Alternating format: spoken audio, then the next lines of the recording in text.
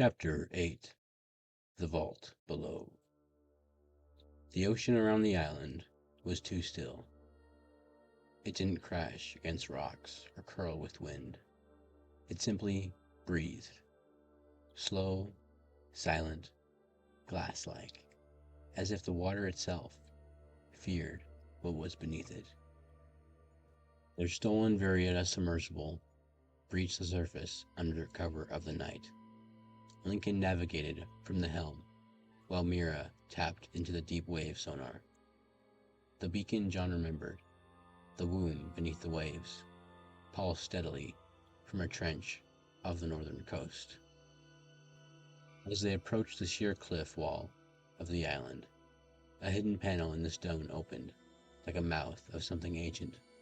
Metal arms reached out, scanning the hull, then pulled them in with a magnetic lock. "I don't like this," Lincoln said. "No one does," Mira replied. They docked in silence.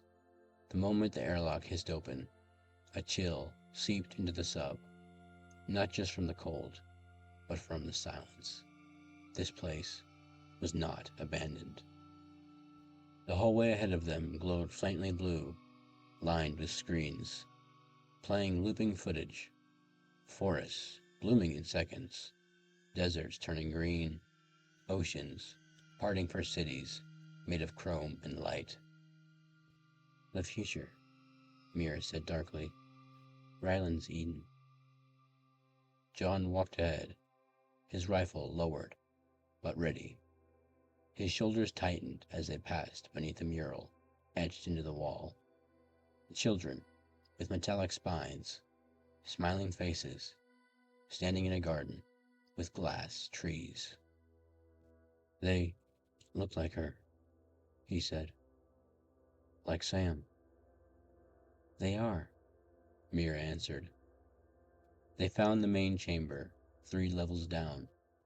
It looked like a cathedral. Vaulted ceilings, columns of light, rows upon rows of cryopods.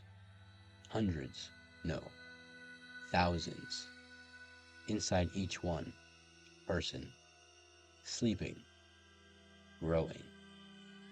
At the far end, Rylan, older, gaunt, wearing a lab coat stained with age and rust.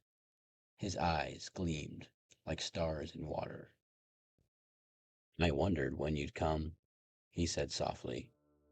David stepped forward. "You're under arrest."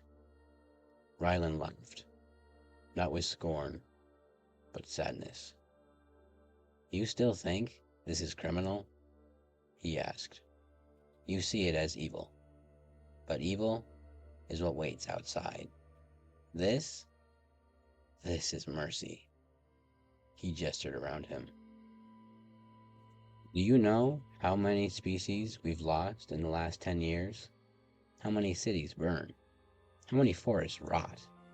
The Earth isn't dying, David. She's already dead. I'm just growing something in the corpse." "You're replacing life," Mira said, "not reviving it." "No," he said. "I'm perfecting it." John stepped forward. "You cloned my sister." "I brought her back," Rylan said. "I tried hundreds of times, failed most. But she was the first to survive, long enough to speak. And when she did, she forgave me." "She didn't know what you'd done," John growled. "She knew more than you think." Suddenly, a soft voice echoed through the chamber. "John?" They turned. Samantha stepped from behind the nearest row of pods, fully awake now, wearing a simple white uniform, her hair in a braid. Her eyes met her brother's. "You're really here," she whispered. "I found you," he said, stunned. She looked at Rylan. "He told me You'd hate me. That it was a mistake. You're not, John said instantly. You never were. Rylan's face darkened. She was supposed to be the new root, the mother of the next phase. She chose to be more. David raised his weapon. It's over, Rylan. You're done. No, Rylan said quietly. I've already sent the seeds. Mira's eyes widened. What seeds? A screen behind Rylan lit up. A global map. Drones. Hundreds of them. Already airborne. Each carries a genome, Rylan said. A biome starter. Once they land, they'll begin replacing what's already there. Not in war, in evolution. You'll kill millions, David shouted. No, Rylan said calmly. I'll save billions of their replacements. And then he pressed the button. The floor shook. From above, several pods began to unlock, and from within, the new ones emerged. Children with mirror-like skin, adults with branching veins of silver. Their eyes glowed softly. Samantha turned to John, tears in her eyes. I don't want to be what he made me, she said. Then don't be, he said. They ran.